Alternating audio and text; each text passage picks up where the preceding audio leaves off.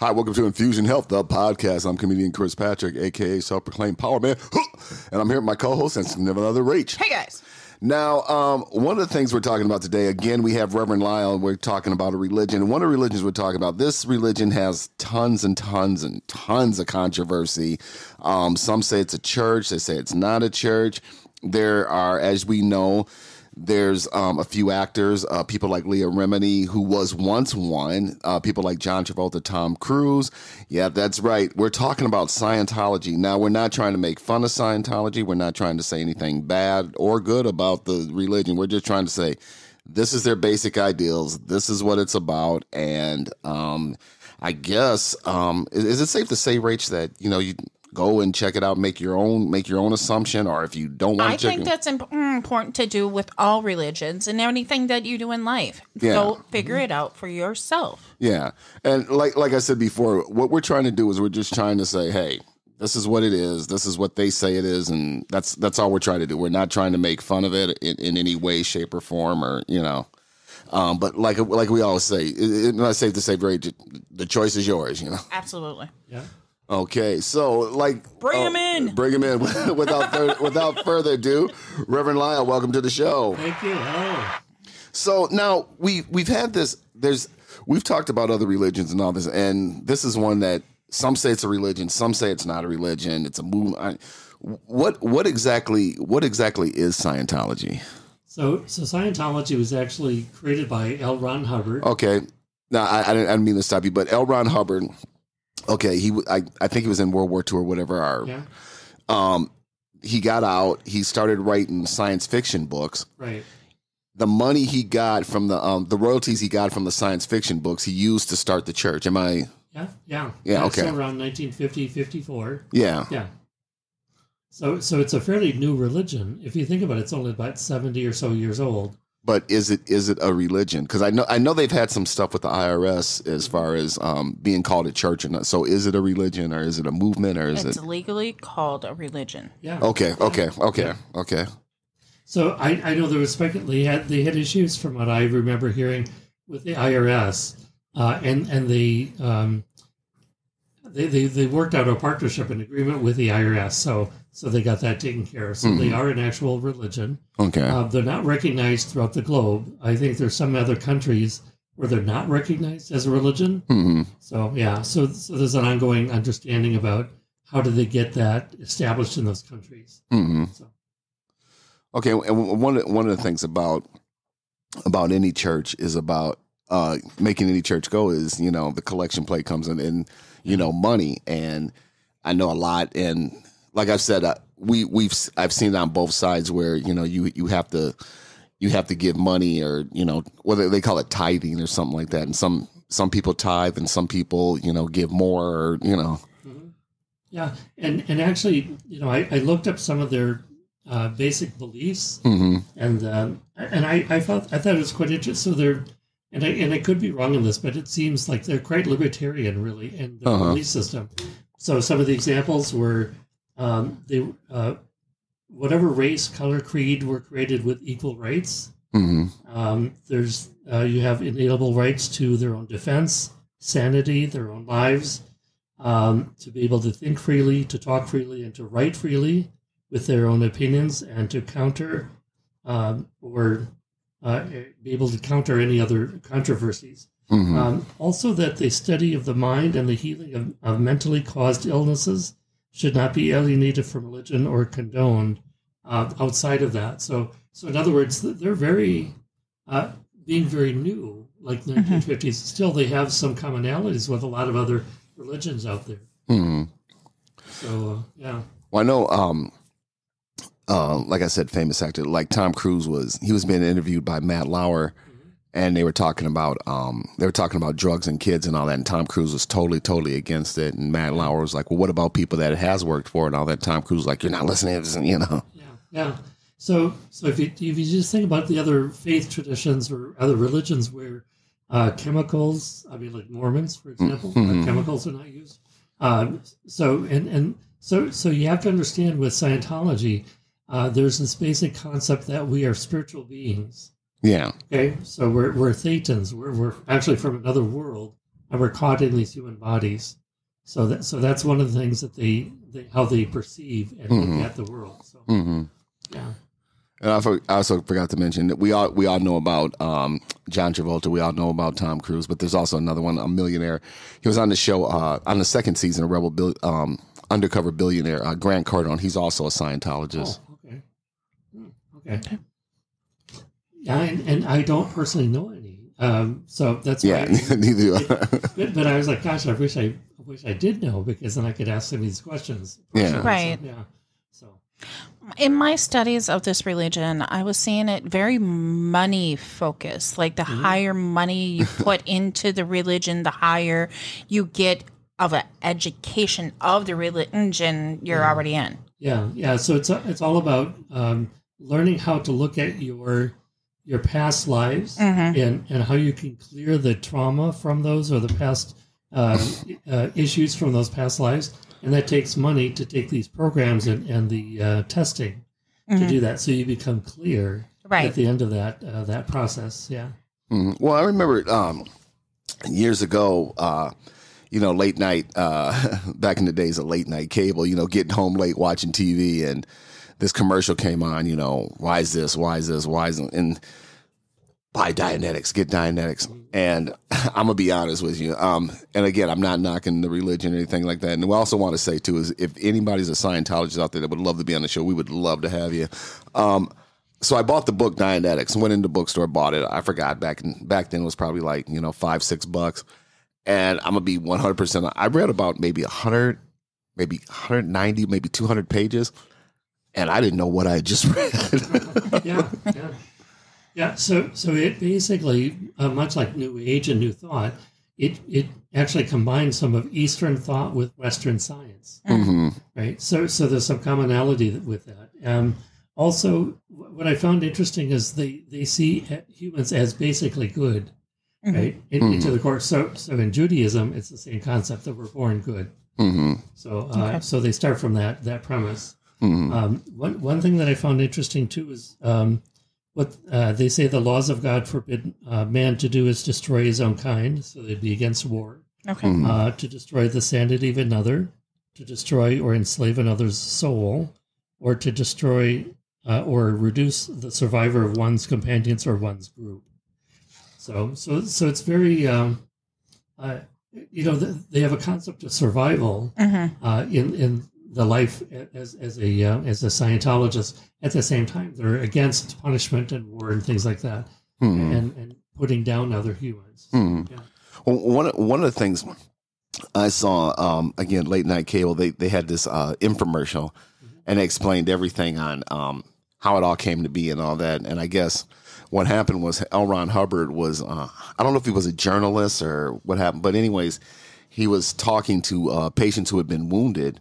And he was saying that, and within some of the stuff he was reading, he was saying like, well, you could heal yourself with your mind and telling yourself that you don't have this pain and, stuff like that. And he found out that it started working. So he started doing a little bit more research. And then that's how he came up with the, with a lot of this. And then that's also too, how he, started, got into science fiction. That's also a thing of how it all came to be. Yeah. And he actually wrote Dianetics early on in the church's history. But then I forget how, but he lost the rights to the book. So he went back and he republished it and got the rights through that way. And so then so Dianetics was first and then Scientology second. So, yeah. So that was an important thing, is he through using modern psychology and some of the sciences, he created Dianetics. Right. So So one could be clear through the going back and healing of these traumas. Yeah. As ascension being from another world, caught in matter and time and space, or matter. I forget what the A is, but matter, space, and time. A human gets caught in that. So the idea is to release that body enough to be free of that karma. And they're doing this with energy, right? And holding two things in their hands. Yeah, and testing that. Yeah. Okay. So there's a lot about testing and see how clear one could be to be free of that trauma. Sure. Yeah. Yeah. Well, and then also too, so yeah, from what Rachel was saying, there's a thing I guess, and you hold these two things, and it shocks you or something like that if they think you're lying, or if they think you're not getting, or something like that.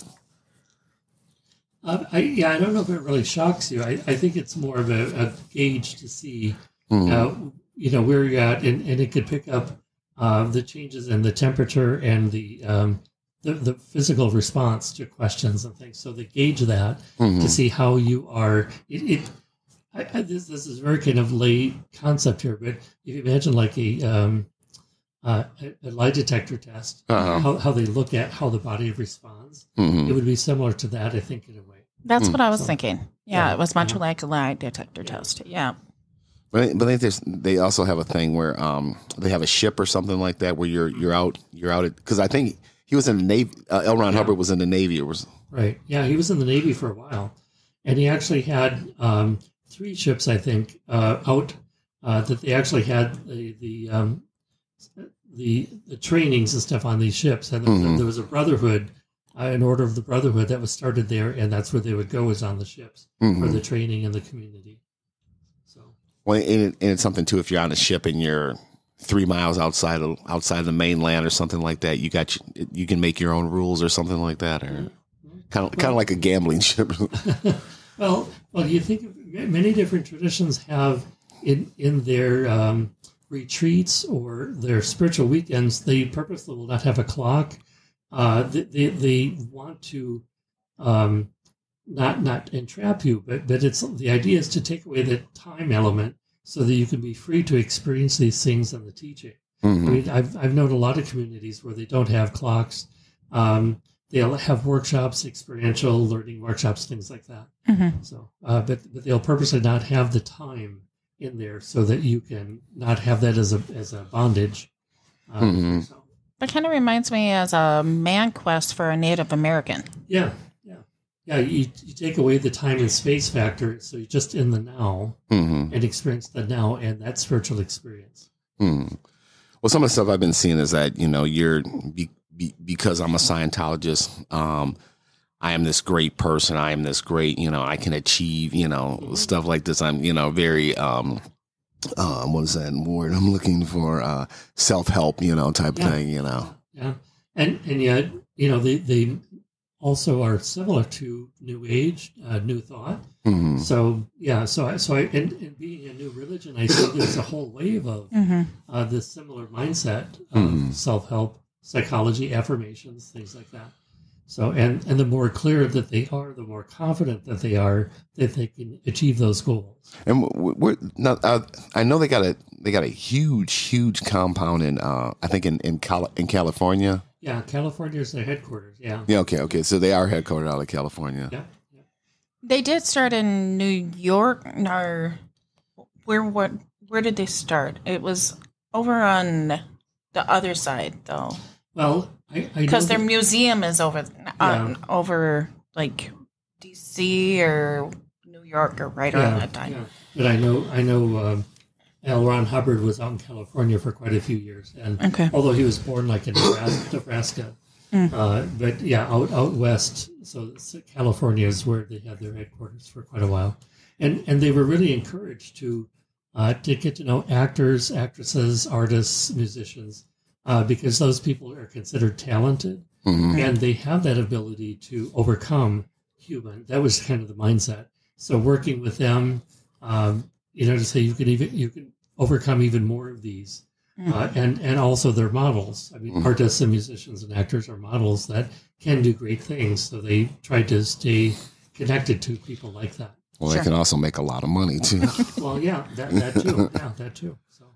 So then L. Ron Hubbard, I think he passed away in, was it 80 or 70 or? I think it was like 84. Yeah. 84. And now the leader, I guess the leader, the head of it now is David Miscavige. And from the stuff I've seen, there is an interview with him. I think it's like an hour-long interview with him on YouTube. But I think that's one of the few interviews he's done. And he's kind of very quiet and very... not very quiet, but he doesn't do a lot of interviews.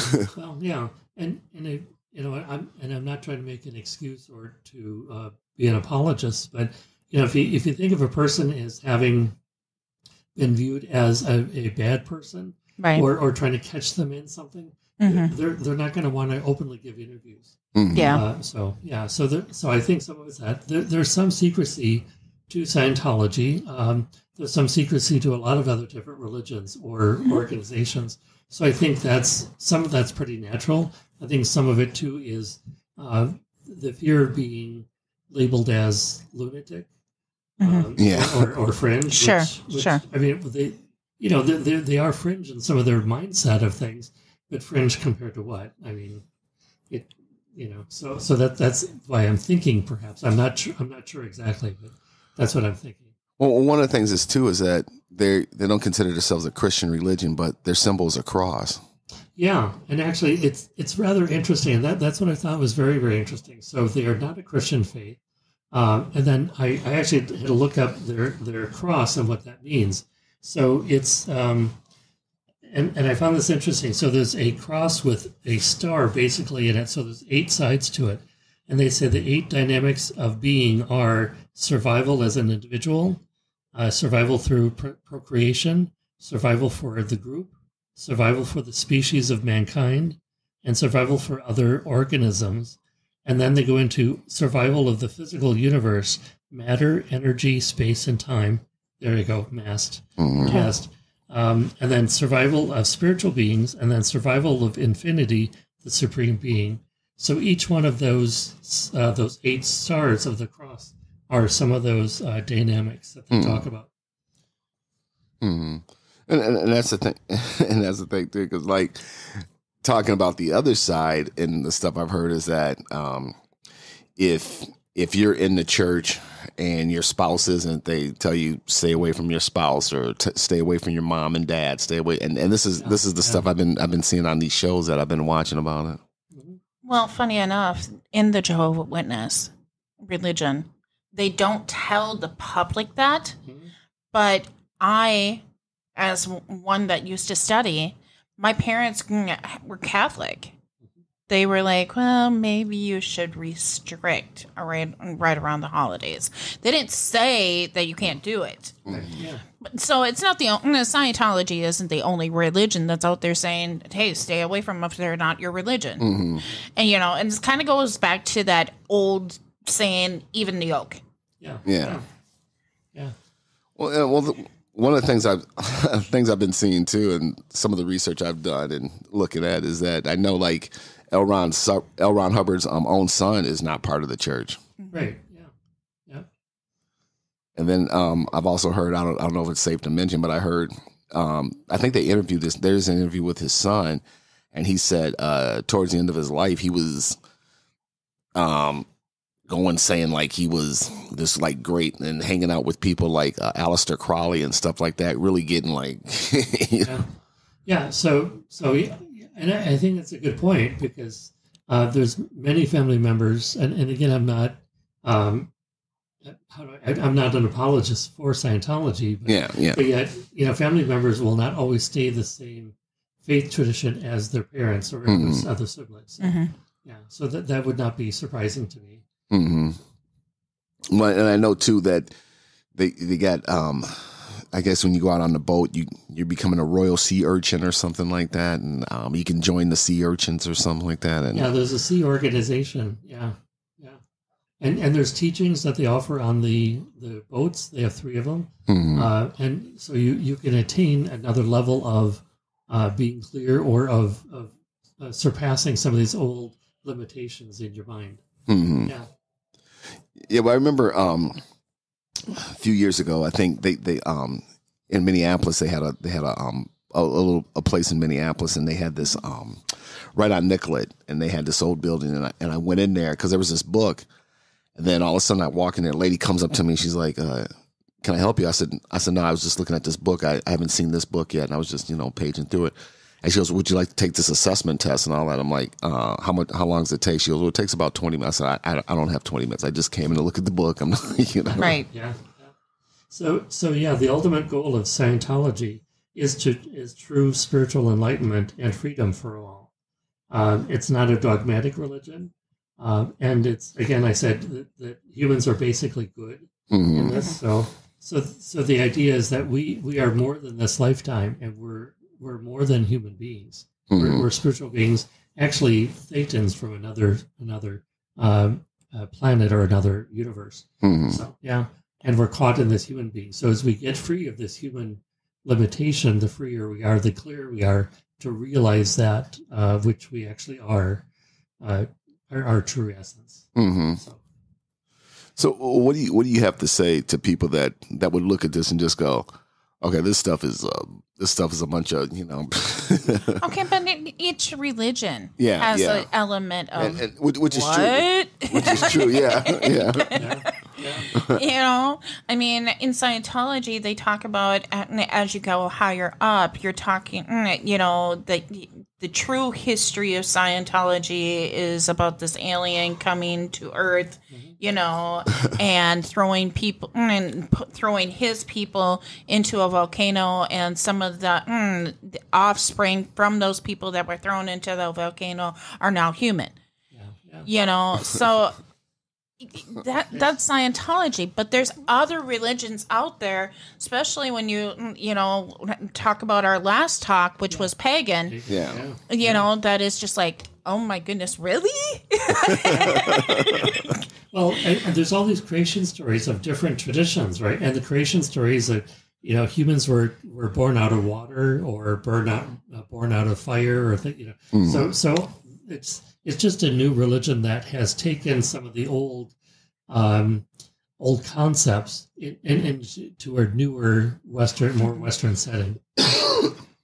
Well, that was the thing too. When I was looking at this infomercial, and he was talking to people who had been wounded and stuff like that, and saying that you could heal yourself through the mind and stuff like that. I was like, well, that's a lot like some of the self-help books, because I was, reading self-help books back then. And I was like, that's a lot with the self-help books I read, that you can, if you have the willpower to go on, you have the willpower. I mean, it's, kind of the same stuff, It really reminds me of the show that you were just watching about how the mind is more powerful than the body. Yeah. So in New Thought and in Pentecostalism, there we go. So the idea is that one can be healed, the power of the mind, and in Pentecostals, it's through Jesus Christ and the power of the Spirit. So it's not an uncommon idea, right, but maybe uncommon in our culture. So, well, some of the stuff I see is that they want to keep everything. If you're with us, great, but if you're against us, but then again, I think, well, if you want to get it out there, get it out there. But it's kind of like they don't want to get it out there because it's kind of like, well, people are going to say we're crazy and all that. So only the true people who know it, who are in it, are going to understand it, and no sense in having it, broadly put out there. But I think there's truth in that the IRS was coming after them for many, many, many years, and they're a new religion. Now, on the other side of it, many people are interested in this new way of life where you incorporate all people, interested in what's going on in our afterlife, right? Yeah. And if there's peace in that that resonates within you, then you're going to go check it out. Yeah. Yeah, and that's the thing. That's the thing I would highly, highly recommend. Is like, there's nothing wrong with checking it out, and that's with anything. If you want to check out Judaism or check out any other church, it's one thing to check it out. But when you go to check it out, have an open mind to check it out, because some people, and like a lot of other religions, they prey on people who have nothing, who are down and out. Will this help me? And it's like, well, I'm glad it helped you. And if it helps you and it's working for you, then hey, go for it. Yeah. So one thing, so the goal, and I just want to reiterate this again. So the goal of Scientology is to reverse this diminishing awareness, and in that sense, wake the individual up. So it's about waking up to your consciousness. As one becomes more capable of greater understanding, and thus better able to handle life and help others. So that's the goal of it. So it's intrinsically good in that sense. How they go about it might be questionable to some. So I think that would be fair that it's questionable to some and perhaps alien to some as well. So, Right. Yeah. So what do we see, like, as far as the future of Scientology? Where do you see it going? Well, like any new religion, really, new religions start out small. There's a change in leadership, right? Like with any organization, actually. So usually the visionary, the one that creates the organization, dies off. There's another person that comes and builds a deeper foundation, more of a lasting foundation to the organization. And I think that's where David Miscavige is at right now. Yeah. And so they will, through trial and error, they will have some setbacks. They will grow. They'll have some crises of their own, like any of the religions have had, through financial embezzling or sexual abuse or a number of other things. So, and that's all religions, right? Yeah. But they'll, I see they'll thrive and have a place in society. Maybe not a large awareness like Lutheranism or Judaism or Muslim tradition, but something similar. Well, that's one of the things too. There's I'm not going to mention the actor's name, but he's going through some stuff as far as some legal allegation stuff that happened within the church, and I'm not going to mention his name, but anyways, reading about it, I realized that they were trying to keep it in house. They didn't want to get it out to society or get it out to the cops to do it like that. They're like, let's keep this in house. But then when you look at it, it's like a lot of religions do that.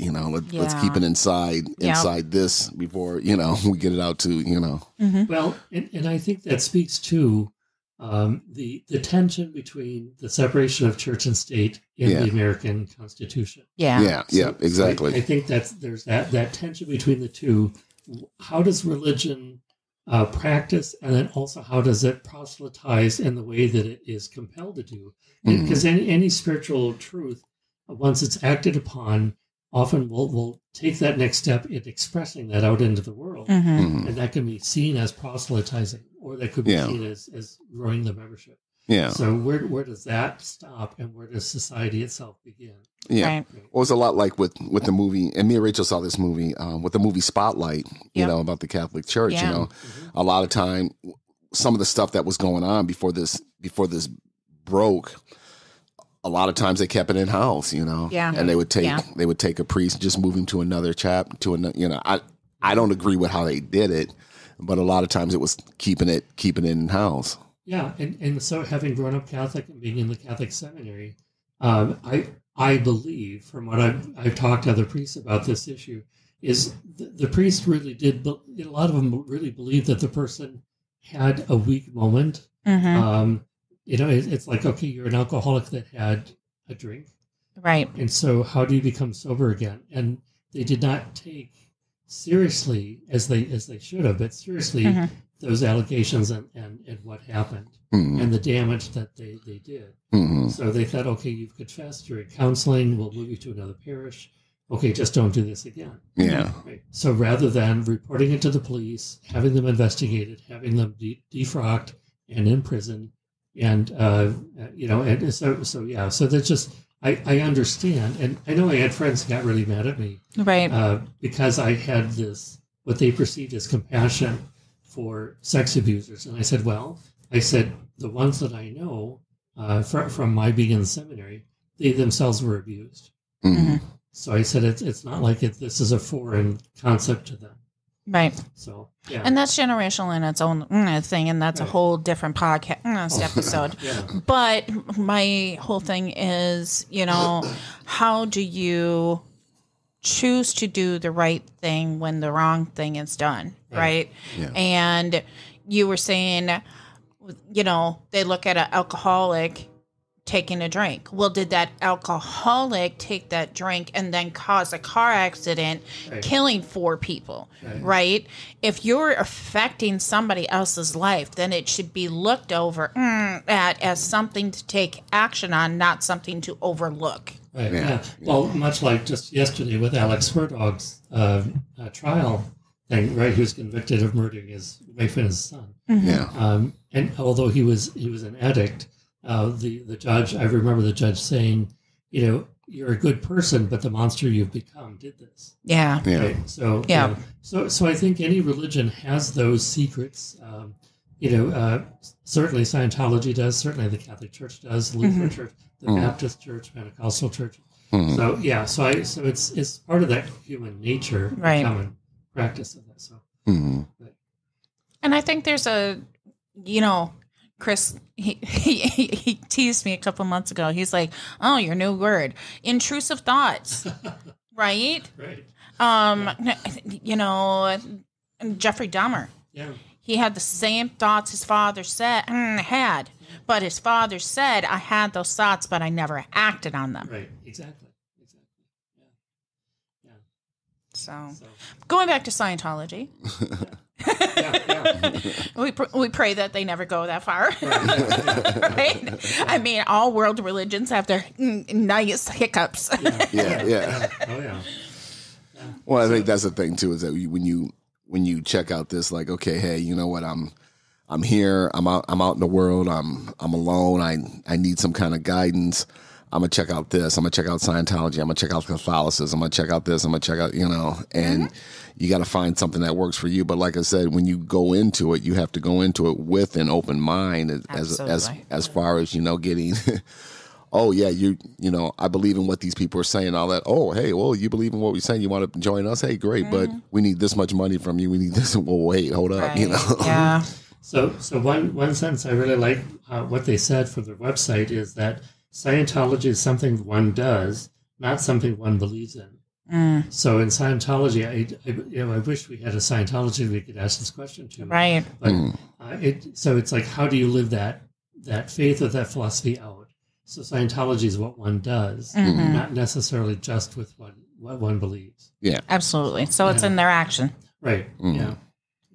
Which is true in all religions. Absolutely. As well. Yeah. Well, it's, like I said, you got to go into it with an open mind and look at what works for you. And that's always been my thing, because people are like, your new thought. I'm like, yeah. Well, and I tell them what it's about, and they're like, well, that's sick. I'm like, well, hey, what do you? Well, I do this. Right. I said, well, if that works for you, great. But I found what they were saying and what they didn't really work for me. If something doesn't resonate with you, it doesn't matter if it's generational. Yeah. Right. Yeah. Right. Yeah. You need to find the right thing for you, and that's about it. Exactly. And if you're asking questions and they're like shutting down your questions, then maybe you need to look a little deeper. And if that doesn't, and if you look a little deeper, maybe you say, hey, you know what?